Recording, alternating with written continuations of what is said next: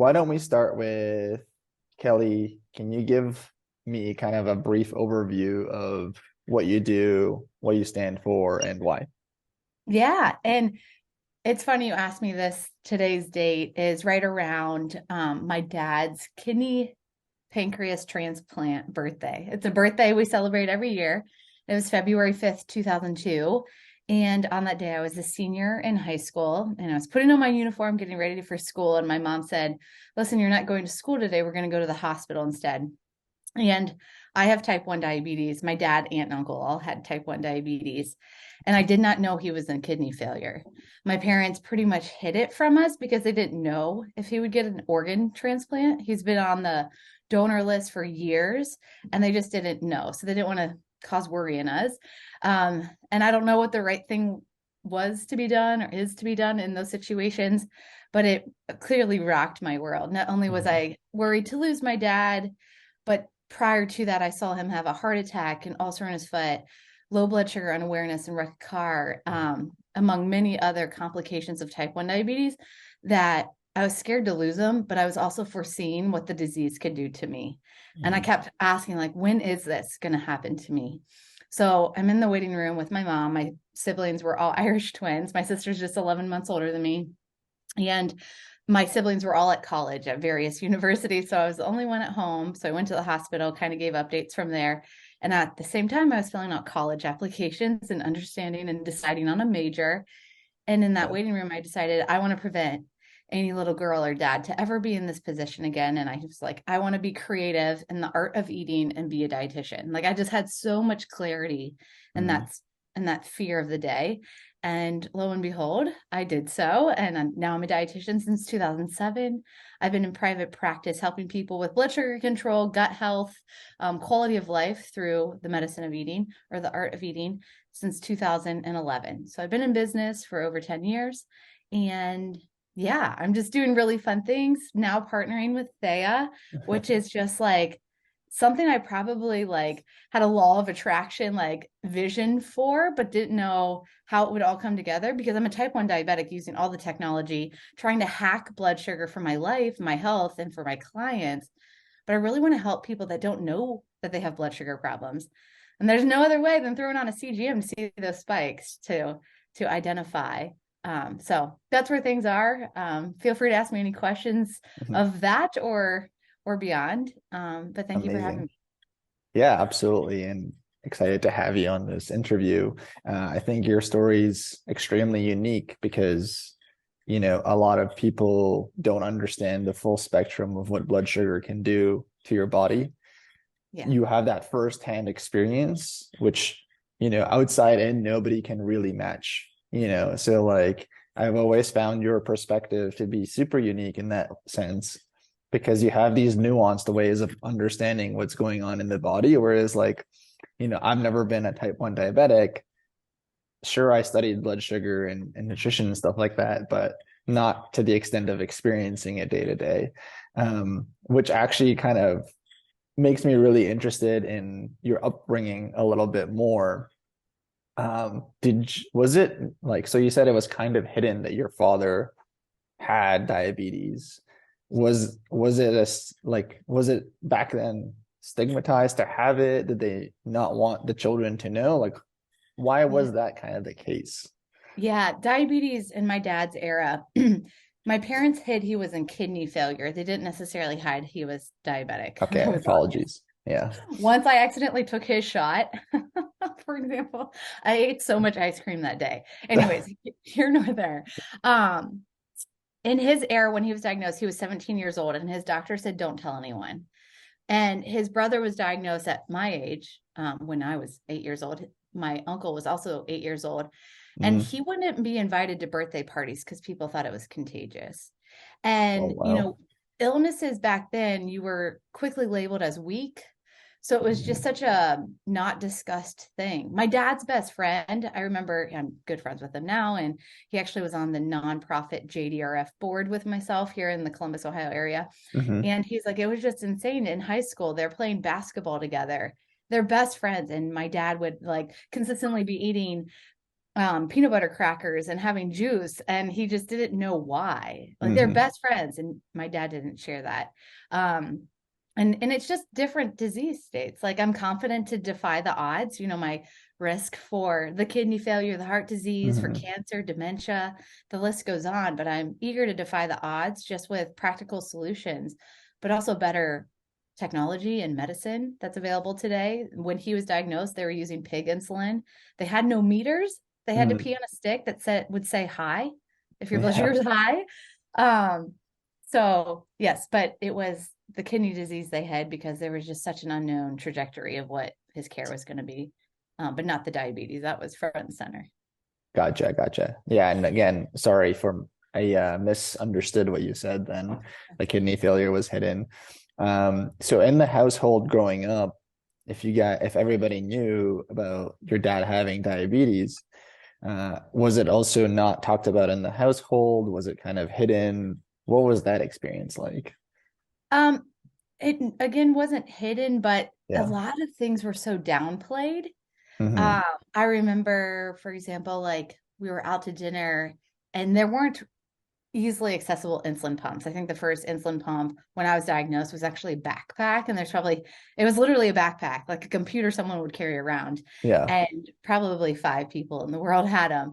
But in that day and age, it was shots only. So right now I'm Hmm. on an insulin pump that has a low amount of specified drip of insulin that goes into me every 3 minutes or so. Hmm. And then I take insulin for my meals. But back then you just took a long acting shot in the morning, and then you would take shots at your meals.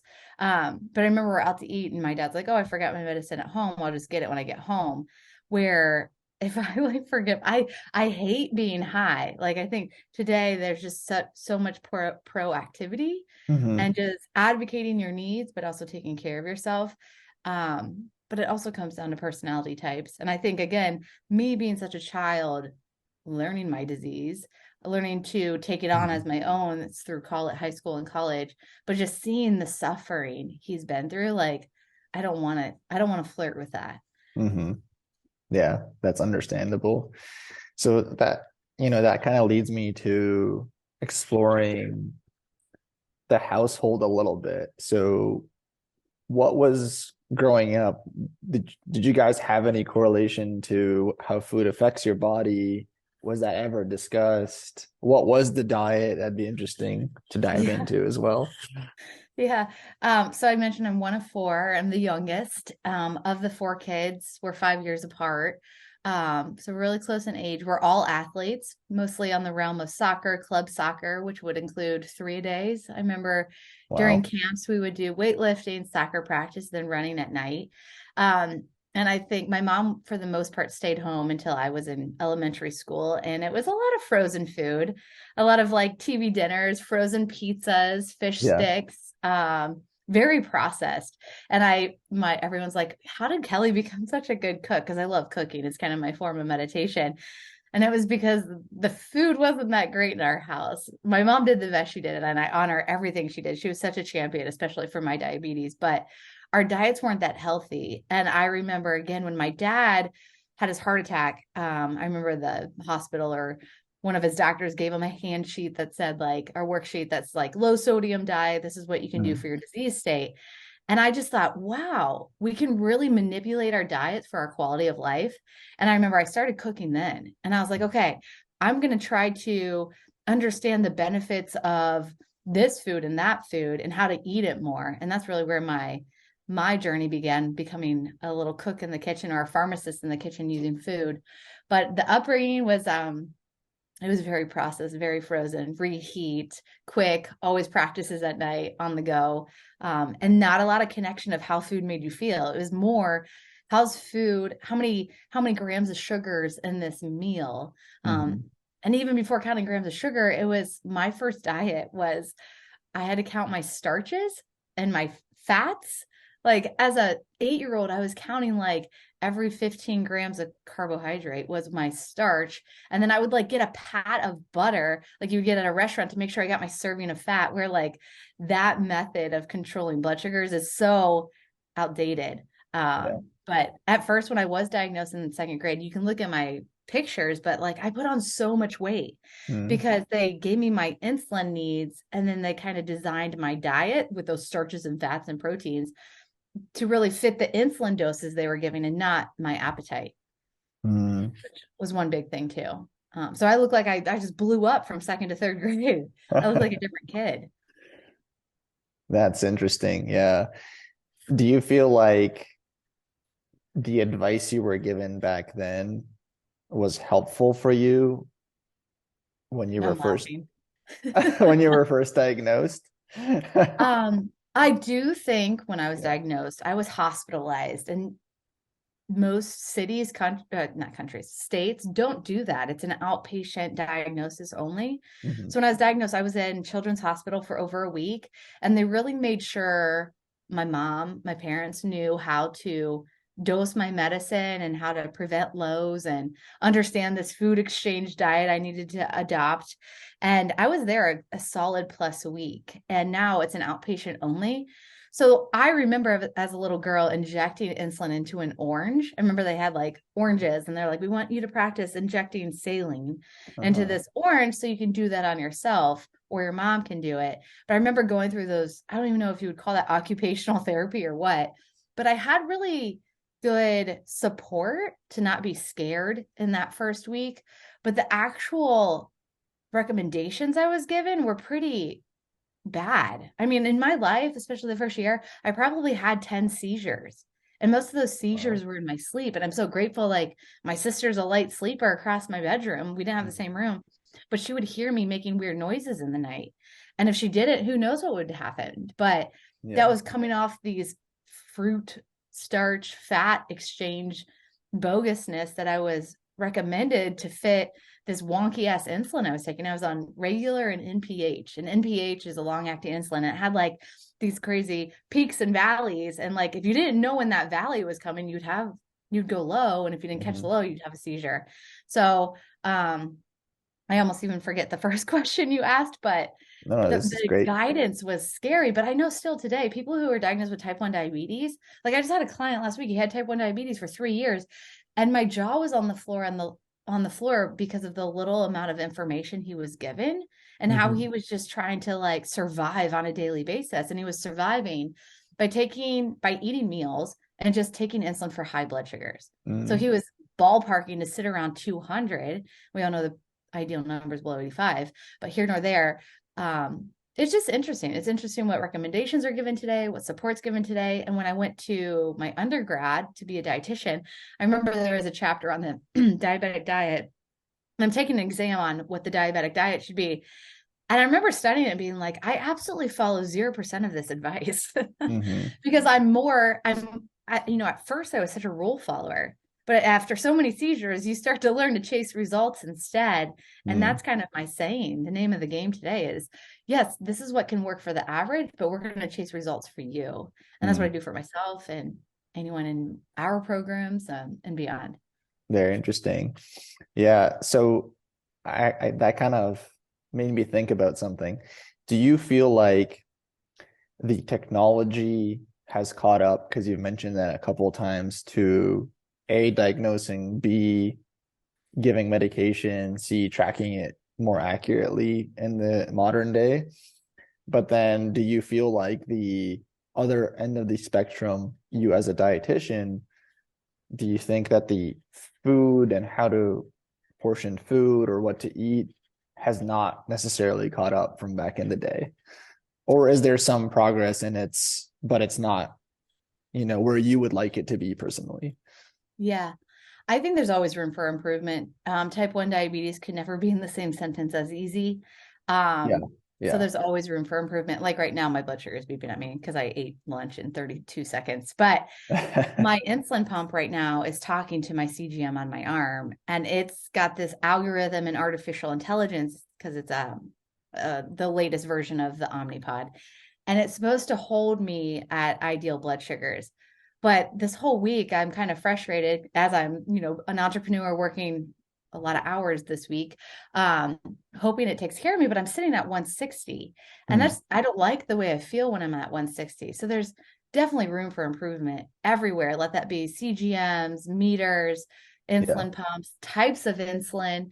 And then if we're going to talk about like pre-diabetes or type 2 diabetes, like good God, the testing needs to be completely different. We're just testing fasting blood glucose and A1Cs, but a CGM tells a way different story than a perfect A1C. And Hmm. also people aren't testing enough for insulin. Like when I have new clients and their triglycerides are high, I'm like, yeah, your trigs are high. You probably have high insulin, but doctors aren't proactively testing for that. And obviously there's this insurance game that they have to play and see what's covered and what's not. But there's a huge realm of improvement. And then when it comes to the nutrition front, granted, I've been out of dietetic school since 2006. I think things are evolving, but I think people are also quick to label that dietitians don't have the right advice. Mm. Like I see a lot of bash on dietitians, but we all specialize in very different things. For example, we're running a program right now with my CGM with Kel, and I have a dietitian asking for my help because she doesn't specialize in blood sugar. She specializes in food service. There's just a lot in my profession that I had to sit down for an exam for that dealt with cancer to transplant to blood sugar, just minutely to Mm. food service. We had to know a lot as our profession obviously took 5 years of education plus an exam. But I think there's always room for improvement. Okay. Yeah. So is it fair to say the tech has caught up somewhat? As you said, Yeah. it's definitely not, by no means is it easy to pinpoint these things, or your blood sugars by no means is it easy to manage, right? Because you're still, like you said, it's pinging you're trying to manage it. You just ate, all those things are always at play with you on a day-to-day basis. From my understanding, it's just a habit you've built, but it's still not easy, if that's fair to say. Absolutely. I'm gonna Yeah. see what my blood sugar is. I'm like 126. Oh, Um, you're down from 160, so yeah. yeah. Well, yeah. Um, I was gonna say, so there's statistics showing, again, talking about type 1 diabetes, that on average I make 180 extra decisions a day. Hmm. And even though I'm making 180 extra decisions today, my life is so much easier since the day I got a CGM. Like game changing. I Mhm. think it's almost, I can't say it's as important as insulin because insulin's my oxygen, but Yeah. it's right up there. My quality of life changed. I could get emotional so much once I threw a CGM on my arm. Hmm. Especially as a mom, I had a brand new business, a husband who traveled Monday through Friday, and two kids under two. And I didn't have a CGM until the second child, but I'd be Wow. running, sloughing them everywhere, taking care of the house, making the meals, crying children. And I would be able to look down at my watch and see what my blood sugar is versus, like, again, maybe flirting with a seizure or more so trying to protect myself and driving a car, having permanent high blood sugars, which was like this client I met last week who's had type Hmm. 1 for 3 years.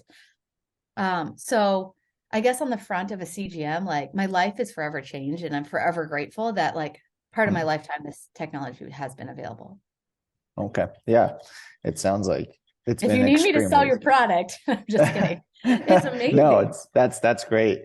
Well, it sounds like that's been one of the biggest game changers. And I'm gonna probe to say, is it the fact that, and just so people who are listening, a CGM is a continuous glucose monitor. That means it's always tracking Kelly's blood sugars. Is it the fact that you know almost in real time or closer to real time what's going on with your body and you can action it that makes it easier, or is it some other factor that I'm not understanding or missing? No, no, you're spot on. And it's funny too, when I had the meter, only had a meter where I prick my finger. Um, I used to like wait for it to count down and I'd always try to guess, like, oh, I bet I'm 142. And like I got pretty good at guessing because I would have to be so in touch with how I was feeling and what my blood sugar was. And again, I mentioned am an athlete still. I like to think so. But I recall days when I played travel soccer and I'd be on the field and I'm like, am I really tired? Am I tanked right now? Or do I Hmm. need to get a juice box? And there's been times the coach would throw a juice box onto the field to me, like the little kitty ones, and I would crush in 2 seconds. But um, like everything's just easier. And again, the fear of my dad's complications Hmm. from every single one you can think of, he has had. Um, I like a tight range. I like really tight control. And even if I'm sitting at 160, some people might be like, God, I hope I'm 160. I know all of us are in different places, but I don't Yeah. like the way I feel. Like I get brain fog, I get moodier. I can't sleep if my blood sugar is over 120 before going to bed. Hmm. Um, so yeah, it can help me course correct consistently with small little changes. That's amazing. I'm gonna loop back to childhood a little bit more. Yeah. I was curious to know if back then in that day, what was considered healthy? Was it those TV dinners that were packaged?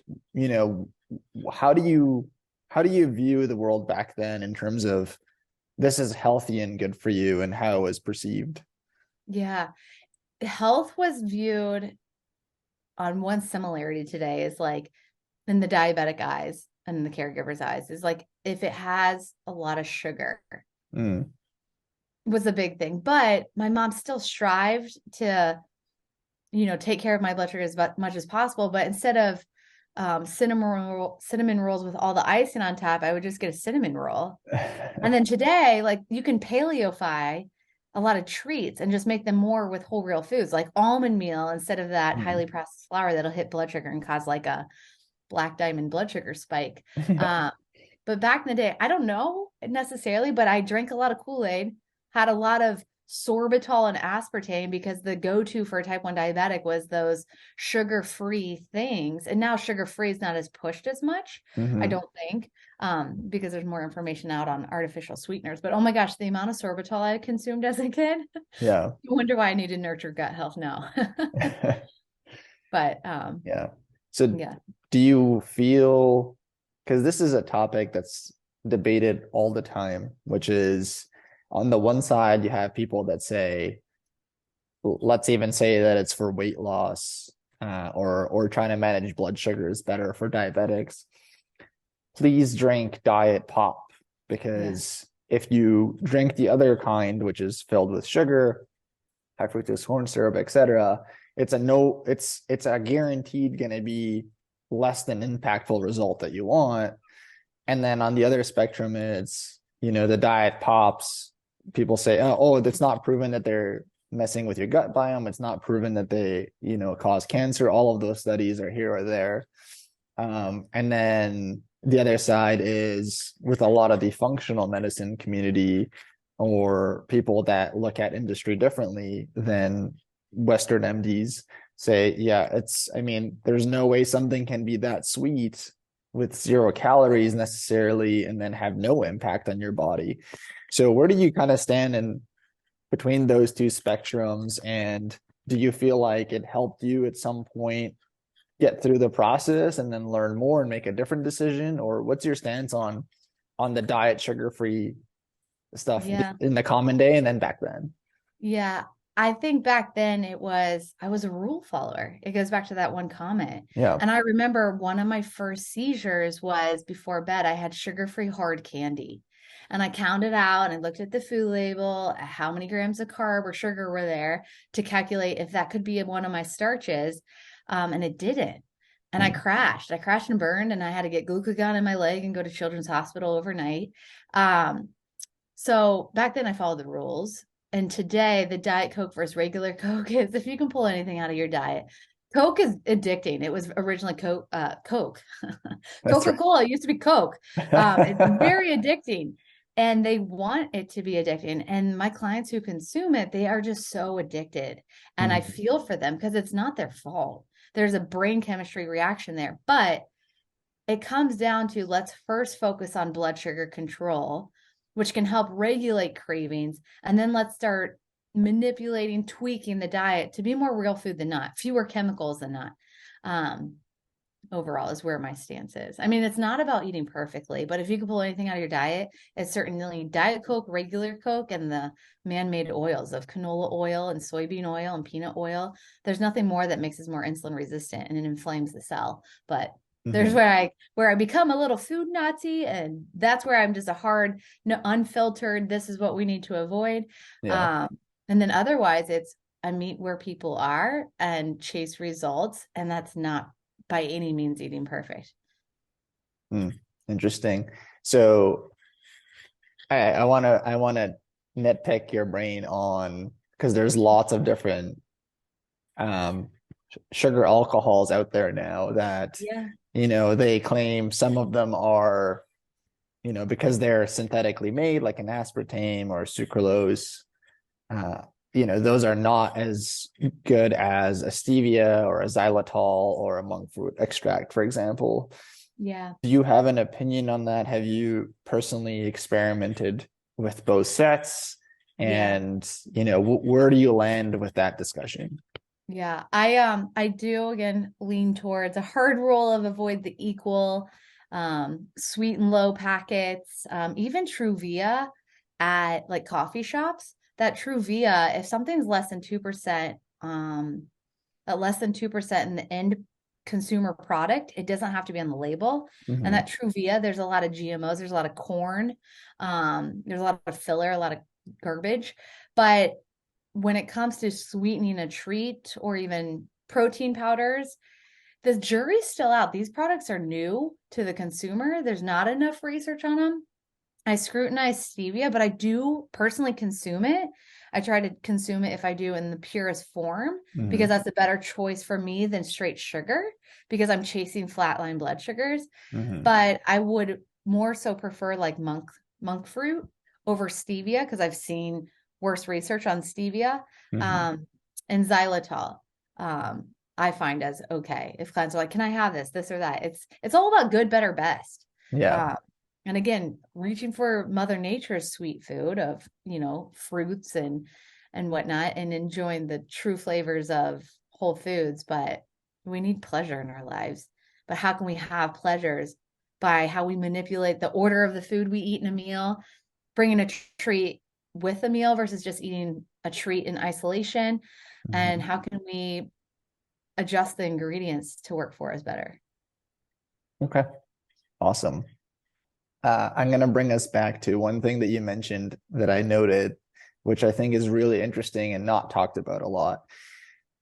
I share your sentiment that in the market, in general, at least in some pockets of healthcare, dietitians are not looked upon positively, that they kind of get bucketed, at least let's say in the functional medicine, holistic medicine, like whole body, mind brain connection space. A lot of the time, actual dietitians that went to school, they say that they don't really know what they're talking about, they're always wrong, etc. Why do you think that perception came about? Like, where did that opinion come and then kind of proliferate through some of these communities, that we know and are part of? Yeah. I think it's because one, we had to know a lot. And to specialize in something, we need experience and more education on it. So as I Mhm. passed my RD exam, if I went right into private practice, I probably would have recommended something based on calories in versus calories out, because Mhm. that's what our textbooks guided us on, the food pyramid guided us on, and the food pyramid itself is so political. But that at our Mhm. time is a form of our Bible of how we guide people.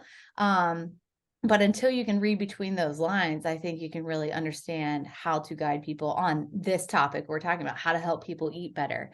And I also think our society wants to point fingers. Like if there's a problem with nutrition, who's in charge of nutrition? Dietitians. So let's like Mhm. put the fault on them. But I will say, just like a protein powder, there's some that are really good, really experienced, and have a great impact. But there's also ones that are fresh to the market. Maybe they're full of heavy metals, Mhm. and just need more experience or need more practice and that. But I think it's a pointing the finger kind of game. It's we're coming out of our careers again being able to run a hospital food service, but also being able to do public relations for Got Milk or whatever. um, Mhm. the knowledge base we have is obviously took 5 years to understand, from biochemistry to philanthropy. There's just a lot we need to know, but until we specialize, do we know better? But I don't think we're wrong. Mm. Gotcha. So it's interesting. I'm going to give you an example. and see what you think about this. My fiance's mother, she is a diabetic. So when she went to a dietitian, a lot of the recommendations were things like you should have oatmeal in the morning with blueberries. Sometimes you can add some honey. You should have Yeah. Greek yogurt with lots of fruit, all these things. And I'm just trying to unpack, is this what they're taught? Do they ever change their opinions based off data or results? And, you know, if we now know in the modern day, or at least I'm throwing out an assumption that we now know things that spike your blood sugar where you need to take insulin to reduce it, wouldn't there be a path now where we're trying to reduce those types of foods and make people understand that that's what's happening in their body? So I'd really love you as a dietitian and as a diabetic, how you view that as a, option, because also when that person hears from their dietitian, this is what you should do. I never interject or tell them otherwise unless they ask me my opinion of something, if I would do it differently, right?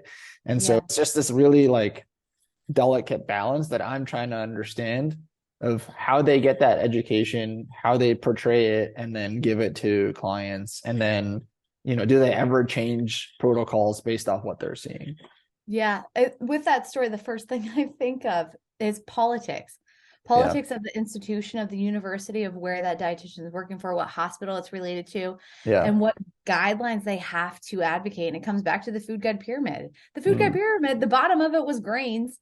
The Yeah. diabetic guide, the bottom of it was my exchanges of starches. And that's why I gained 15 pounds as a second grader. Yeah. But I think it just comes back to politics. And I became a dietitian in 2007. I actually worked in public relations. I don't know if you know this. I actually worked in public relations, and I'm just going to put my foot in my mouth. But I realized the politics. Like, I was bright-eyed, bushy-tailed, ready to change the world one day at a time, so eager to help people. And I still am. So I'm working on these large food accounts, and I see these budget lines of money going towards research of bias, why we need to drink more cow milk and Mm. why we need to eat more chocolate or this, that, and the other. I actually even helped with the Corn Refiners Association to explain that sugar and high fructose corn syrup had no difference. There's absolutely a huge difference, but there's just a lot of money in the food game, and there's a lot of money in food research. There's a lot of money. There's so much money in the dietary guidelines. So everything coming out from the government has a hidden agenda. And after 3 years in that job, I noticed that. Again, I was probably naive to it in the first place, but I learned so much in that. And then when I loved my clinical rotation. So you have various rotations. You have outpatient, which is like private practice, one-on-one coaching. You had clinical, where you had every disease state in the hospital, calculating the tube feedings and the TPN to keep people alive, because if we're starved for so long, X, Y, and Z. And I loved it. It was just like so smart. It was just a wonderful job, but I never wanted that job because I knew I would have to recommend what's on that worksheet. And that worksheet was designed by the institution and approved. So I couldn't go off script. I mean, maybe. Who knows? Who knows? Yeah. But it's not the dietitian's fault. It's the institution. And the doctor is 17 years on average behind in nutrition research. And if, and that could come from the institution itself. And then the worksheets, I don't know how often they can be rewritten and improved. Again, I'm out of the game for a while, but it's tricky. It's tricky, but I get clients and I'm like, oh my gosh, let me reword this. When you see that oatmeal, how do you feel? What happens? It's insanity if you keep trying to repeat and make it work, and it doesn't. Gotcha. And the Quaker Oats, one of my favorite dietitians, is a spokesperson for them. It comes down to politics. It comes down to money. It comes down to funded research. It comes down to the dietary guidelines. I'm now on a soapbox. Gotcha. And so it's interesting. Do you feel like if you're a dietitian and you're a spokesperson for certain companies, you're basically saying there's an inherent bias that you're going to want to promote those things? Like, why else would you be a spokesperson? Absolutely. Right. And is that potentially one of the reasons why dietitians will give differing advice? Because they they're not approved to give anything else, or they could be legally liable, i.e., like medical doctors are in that bucket. I always tell people who get mad at doctors for pushing drugs or pills, I'm like, they're legally obliged to only do a certain thing in their practice because it's such a litigation heavy country, the US, especially with doctors and healthcare, right? So they're deadly kind of scared, right? So it's that person might have the best intentions, but they don't want to lose their job. Do you feel, from what you're saying, is it sort of similar for dietitians where they're like, hey, I can only go by these guidelines and this brand's treating me really well, i.e. Quaker Oats, could be something else. So I, and I feel like I'm giving good advice regardless. Is that kind of an okay summary to land at, or do you feel like there's a little bit more behind it? I think that's part of the story, but I also think, as dietitians, I do think genuinely we care about the public and health. Yeah. And even with Quaker Oats, that's going to be a better option than Mhm. frosted mini loops or whatever another Right. highly processed food is, because oats are an intact grain. It has a lot of benefits. It has support, it has nutrients, it has vitamins. Yeah. So I think, yes, they're getting paid well.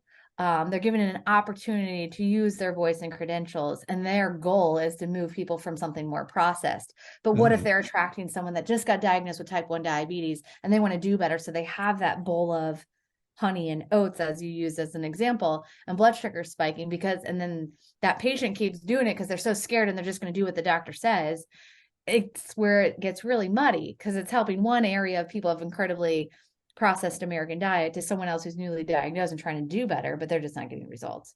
So I Mhm. think we all have the best intentions. I do think that. I think everyone does, and everyone's just also trying to save their bottom line. Right. But it just depends who the message is reaching at what time.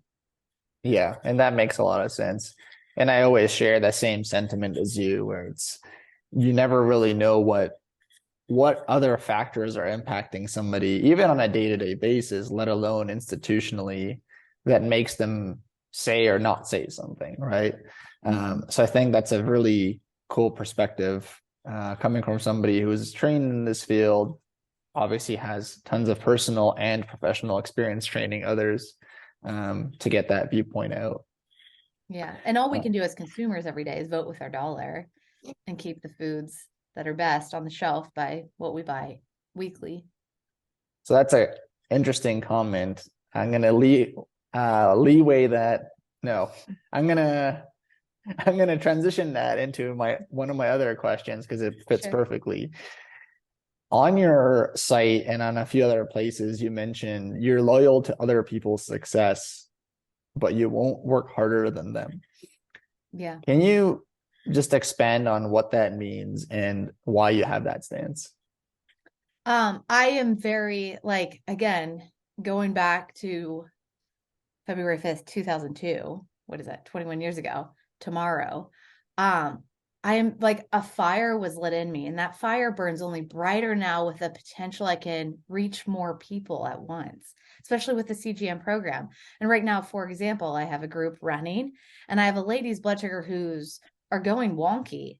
And she is so dedicated, and she reached out to me. She showed she will do whatever she can to help flatten those lines, and I will go all out. I gave her my personal number. I want to handhold her to bottom line help her health. Mhm. But I'm not going to go out of my way over and over and over again on her if she's not willing to put in her own sweat. So like, I will, my client's success is my success, Mhm. but I can never work harder than them.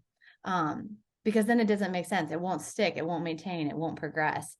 So that's what I always mean. Like, I want to motivate you, I want to encourage you, and I am ready to go balls to the wall and reach that finish line if there is such a thing, with whatever the goal is, and then redesign the goal.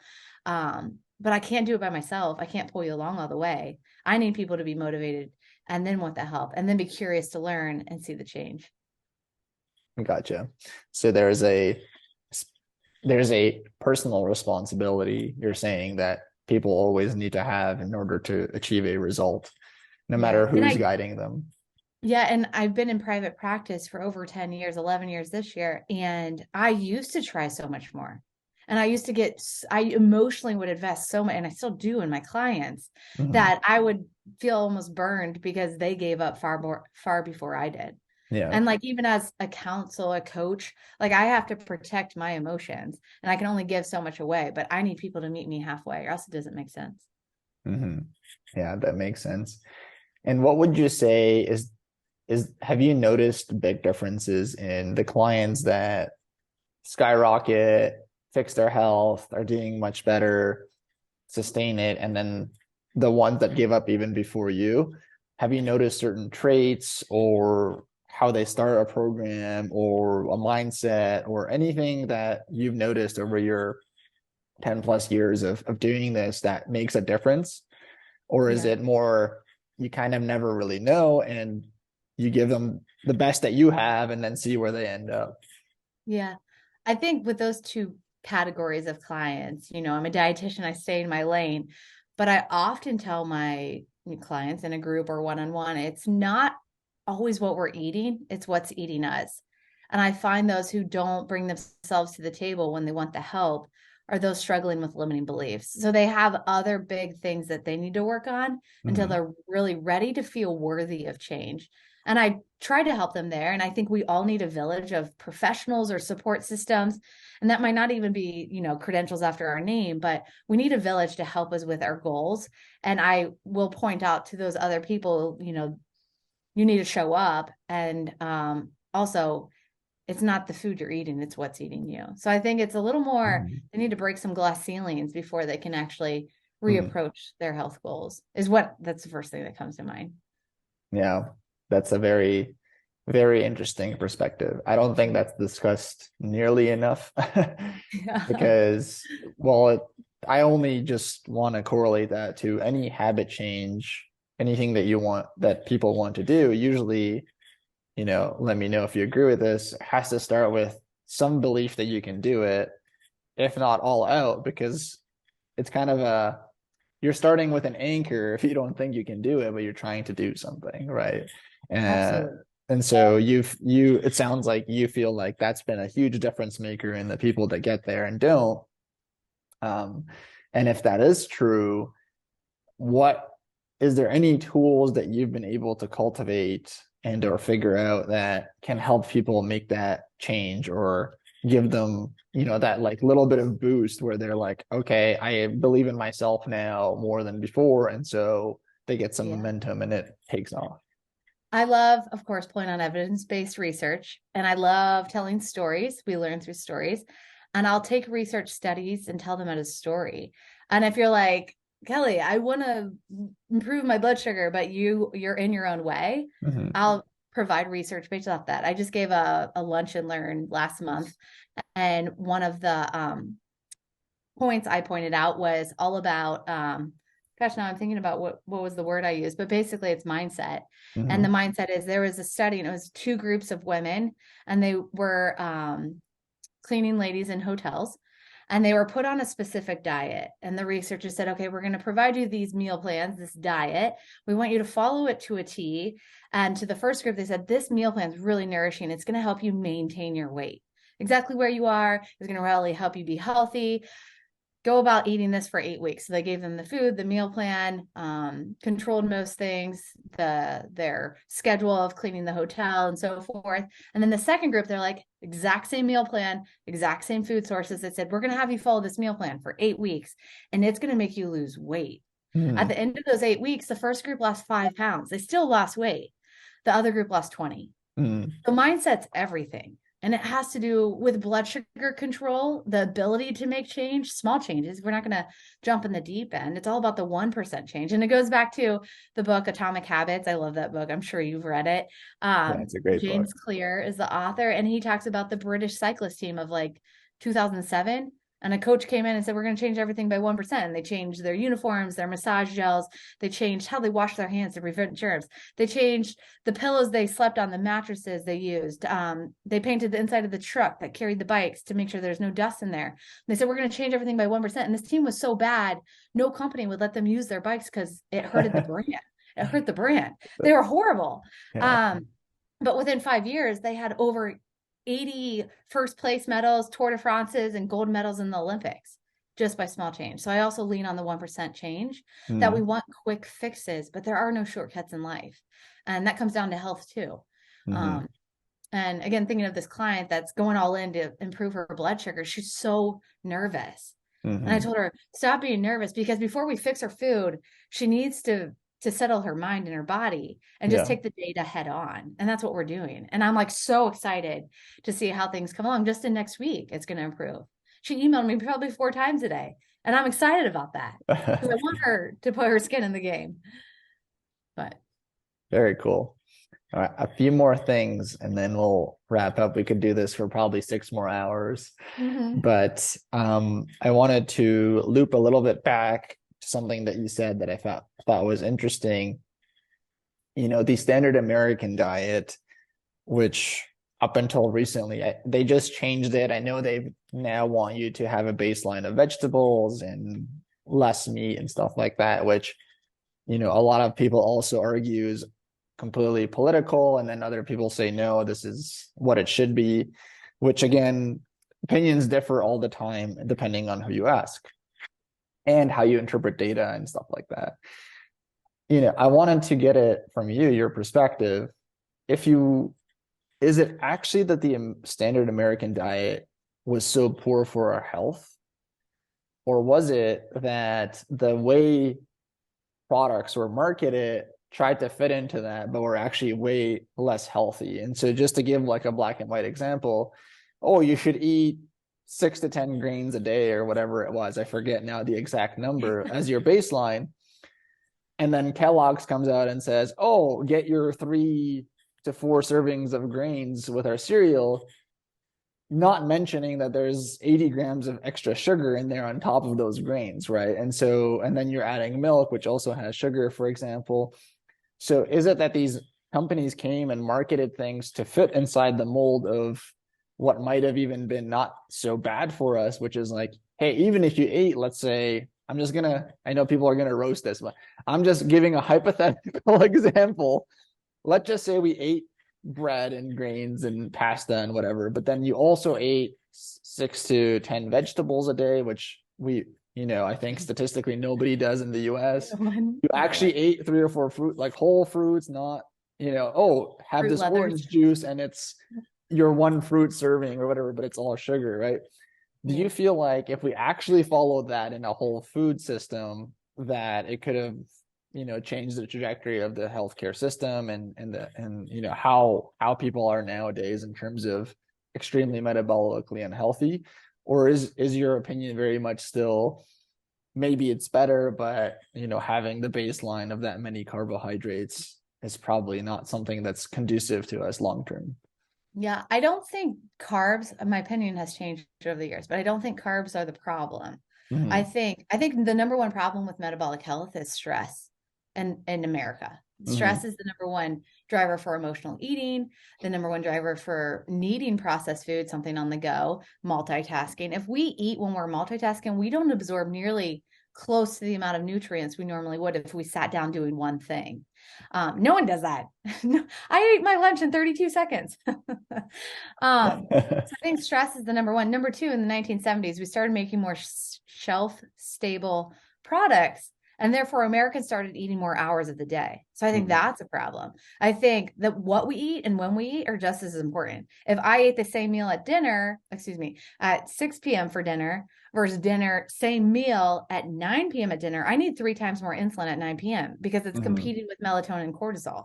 So it's a hormonal thing. So I think timing of food, stress that's driving us to eat more processed food and basically just produce more cortisol and insulin resistance is a driver.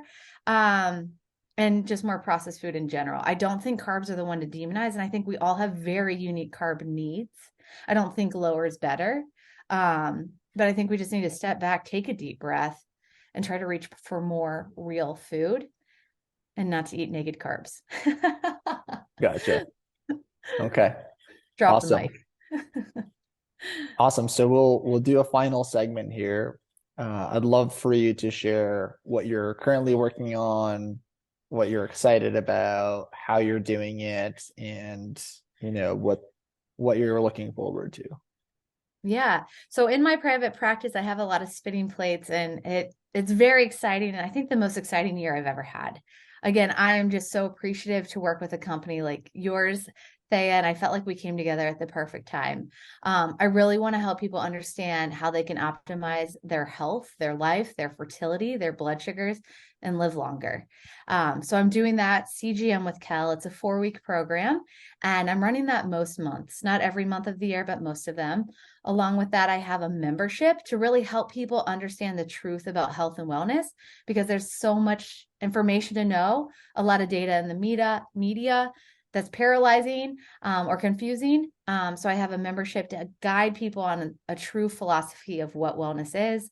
And that comes with weekly touch points and a group call. And then I run a few programs. My most foundational program is a 2-week cleanse, because a healthy liver is so important for metabolism, but also healthy blood sugars, especially fasting blood sugars. And many other programs in the works. One specifically I've been doodling on for over a year is helping people understand their carb threshold. So Mm, a lot of good things to come. And I'm just so excited to just reach more people, more audiences, including like public speaking. I have quite a few events this month. And who knows, maybe a book in the next 5 years. It's right on my wish list. amazing. I mean, I wrote one in 16. I don't know if you knew that. I wrote a book in I 2016. A didn't, company came yeah. to me, and it's on the paleo diet, but I really want to write one more specific to blood sugar. Amazing. Yeah. So thank you for doing this and being on this interview. You gave a master class on a bunch of different topics. Like I said, we could have gone for 6 more hours. I obviously highly recommend anybody looking to work with a dietitian, whether diabetic or not. Kelly's amazing. I know her personally. Uh, I've linked all her links, social media, website, etc., down below. So feel free to check her out. Go follow her. Just do it right now. You won't regret it. And thank you, Kelly. Anything else that you want to add before we hop off? Just strive for progress, not perfection.